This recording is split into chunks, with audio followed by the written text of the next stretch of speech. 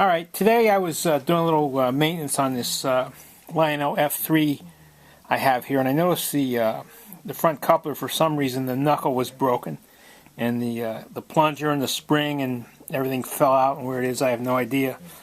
But what I'm going to do is I'm going to do a short video here on how to replace the inside plunger and spring, and then also the coupler opening spring on this unit. So what I do on these things, I have this pair of diagonal cutters that has it's a very shallow cutting edge on it. And what I'm able to do on this thing, and this works a lot, let's see if I can get it. Okay, it grips the under the head of the rivet, and as you work it down through, you can pull it up, and it opens the peening on the rivet, and a lot of times you can just reuse these rivets again. And here's the piece, and you can see where it's broken. This is a good one here that I'm going to replace it with. So first thing I have to do is I'm going to replace the inside plunger and spring, and this is what's inside, is this little plunger and this little spring. Now, a lot of people have problems with these electric couplers opening when they don't want them to. And a lot of guys say it's errant sparks and whatnot flying up and activating it. But I found about 99% of the time, the problem is the original spring over time heats up. And when it heats up, it loses its temper. And what happens is it makes it very easy for this plunger to retract back into the mechanism itself and open it up. So you can get these springs from parts vendors, but at one time I found these springs that just work great for this application, so that's what I'm going to use now, is one of these springs. So I have the plunger and the spring all set to go, and all you got to do is just stick it in the bore. There's a bore in there, and it just slides in. Just push her back there, and that's all there is to it. Now the next thing I have to replace the coupler knuckle and the little release spring here. Okay, and I think a lot of people sometimes have trouble replacing these things. And the way I do it is I get a little bit of this white grease, and I put it on the coupler knuckle where the spring sits. And I lay the spring on like this, with the tail of the spring sticking out. And the grease tends to want to hold it in place. Okay, and what you got to do is, and this is a bit of a juggling act, hopefully you can see this. I get this, and I just work it into position. Now it probably slides out a couple times before it finally goes. I'll have to try again. Just like that. And then I take the rivet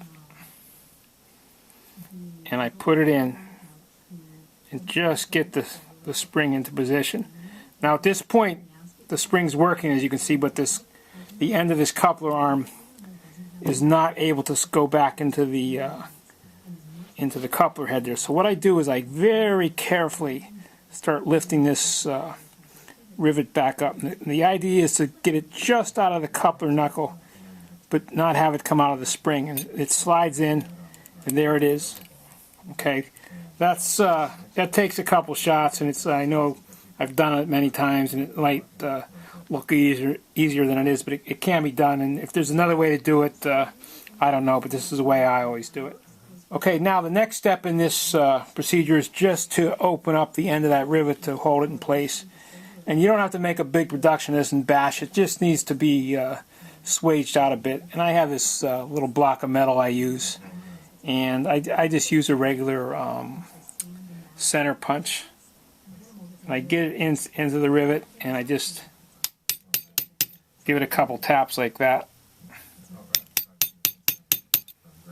And that peens it over. And that's all there is to it. And as long as the coupler arm is free, you're good to go. Okay, I was going to test this thing, and I noticed that the wire to the coupler head isn't even connected. So what I'm going to do now is take this video just a little bit further and show you how to replace the wire to the coupler head. And the first thing you got to do is remove the collector assembly here on the bottom. There's two screws with a little insulator on each screw, so don't lose that insulator. You'll be in trouble on each screw. So they just come off just like that, and the collector comes off. Okay, and there's a little insulating plate there, and this wire here is where the new wire to the coupler head should have been disconnected, and why, or should have been connected, and why it's not there I don't know, but I'm going to reconnect it. So I'm going to grab my soldering gun for a minute,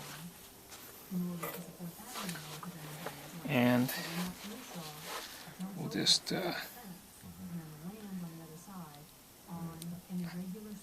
solder that to the back side. Now I grabbed this piece of wire I had there, and it's probably not the right color code, but it's flexible enough to work well, so I'm going to use it. And what that's going to do is it's going to, I don't know if you can see the little hole here where this other wire goes through, but that wire is going to feed up through there in a minute, and I'm going to turn this over and take this thing apart a little further. What I'm going to do is I'm just going to pop the motor off real quick so I can get to the inside of the truck there. There's two long screws, and then the motor just pops off like that. I'm losing my washer. There. There's another washer down here still. Well, that can stay there. Okay, the motor just comes off. Then the truck just basically comes off like that, and I'm going to disconnect this to make this easier to do.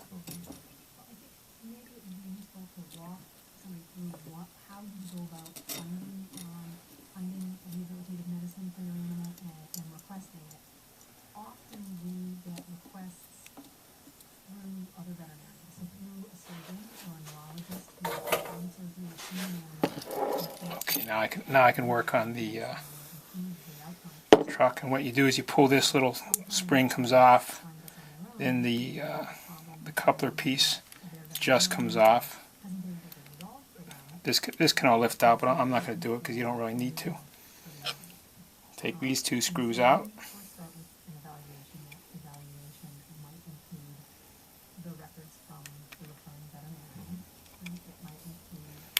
Just like that. This plate will come off like that.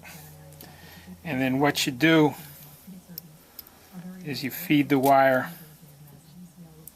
Now, what you do, there's another hole in the bottom here. The wire for the coupler head feeds through that wire, through that hole. Comes up through the bottom. So the collector power wire comes up through the hole in the back, and the coupler head wire comes through the hole in the side. There's a hole there and a hole there. So at this point you can put the bottom of this thing back together. So I'm going to do that real quick.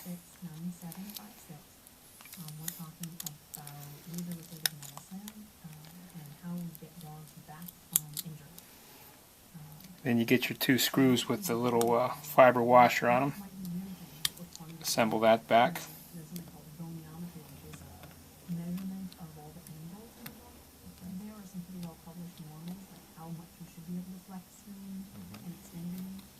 And snug those up. You don't have to tighten the life out of them, but just get them snug. That'll be good. Make sure your pickup rollers work good. Okay, we can flip this thing over here now. Now this is the wire that goes to the E-unit power. This wire here feeds through the truck and out the front here, if you're lucky. There it goes. Pull that through, just route it through there. I guess you can see that is there, and at that point you can put this cover plate back on. Get your 2 short screws.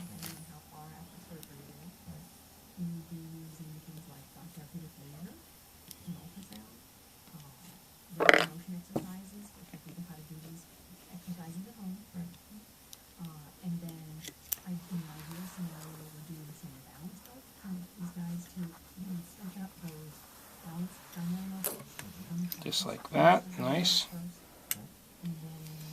Okay.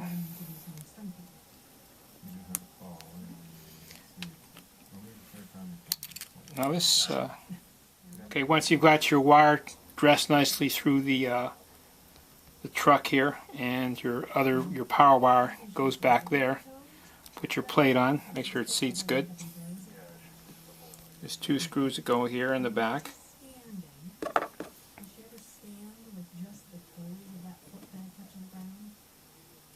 Run these in.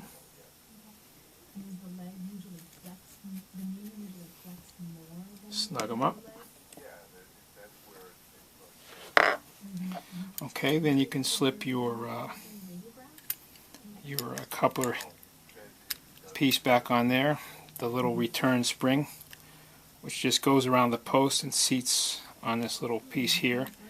That lets this move back and forth. And pretty much that's all there is to that. Now what we can do here is I'm going to cut this wire to a better length. Right, pull it up through here.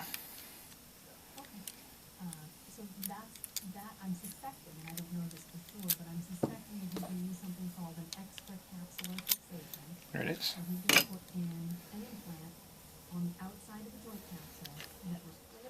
Okay, what I've done here off camera, I've cut this wire to a better length and tinned the end of it. And all you need to do at that point is get in there and solder it onto the coupler head, which I'll show you in a minute.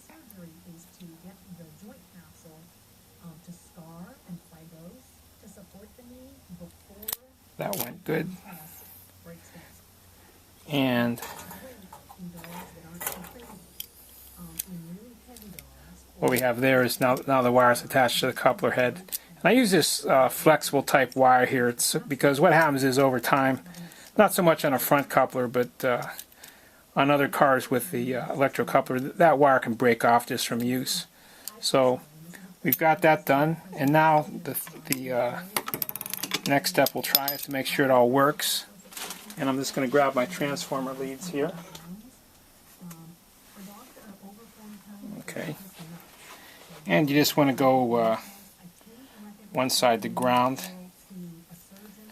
Could be anywhere. Actually ground it right there. It'll be fine. And we'll hit it on the pickup. And you can see that snaps open nice. And that spring is such now that you won't have any problems with errant openings. Okay, now the next step is just to reassemble this thing. Put your wire through the slot in the frame. The truck just sits there with the post going through the hole in the frame. The motor just lays back on there just like that. There's a little boss pivot there, and it sits on that boss. Put your screws back in. Now this one already has the washer stuck in the thing. This one has the other little washer on it. Get it lined up.